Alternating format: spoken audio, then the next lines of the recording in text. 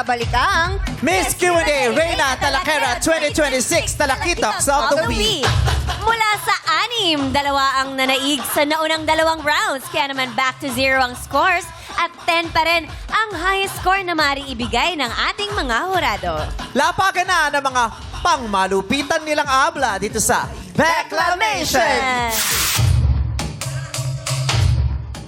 Isang tanong lang ang sasagutin ng dalawang kandidata at mayroon lamang silang 30 seconds para sumagot. Yes, at ikaw ang unang sasabak candidate number 3, Mama Del.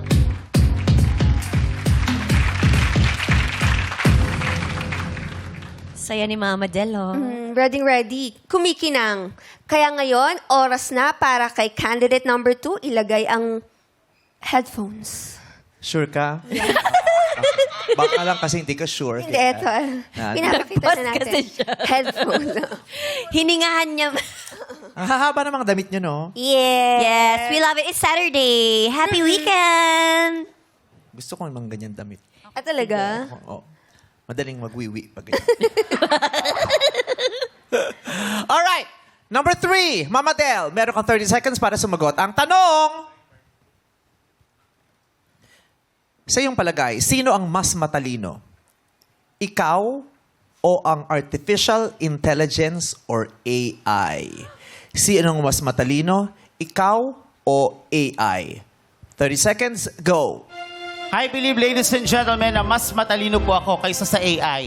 Bakit? Dahil ako po ay tao. Nakakapag-isip ako ng tama. Nakakagawa ako ng mga pagkakamali na naitatama ko. Nakakagawa ako ng mga bagay na alam kong ikauunlad ng buhay ko. Ang AI, isa lamang po yung computer na kung saan pinapaikot lamang po tayo para paniwalaan ang mga bagay na hindi naman talaga totoo. Kaya huwag tayong maniwala sa artificial intelligence. And I thank you.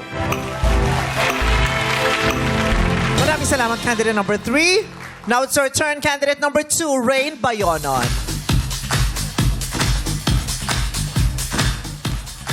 Okay. Okay naman ang tenga mo. Di ka naman nabingi. Sino? Anong tugtog? Waka-waka pa rin? Whoops, kitty, whoops. Ay, ikaw, Mami Zing. Nakaka-relax naman ang whoops, Kiri whoops. Yes. Every time I see you. Rain Bayonon, 30 seconds to answer. Here's a question.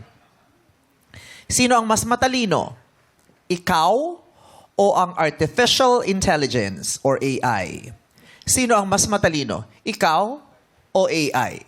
Go! Artificial intelligence ay ginawa upang tulungan ang tao at hindi palitan ang kakayahan ng tao. Naniniwala po ako na mas matalino ako dahil ang AI walang karanasan. Samantalang ako, mula bata hanggang ngayong kolehiyo, naranasan ko na ang hamon ng buhay at palagi nating pakatatandaan, okay lang ang imbensyon, basta alam mo ang iyong limitasyon. And I thank you.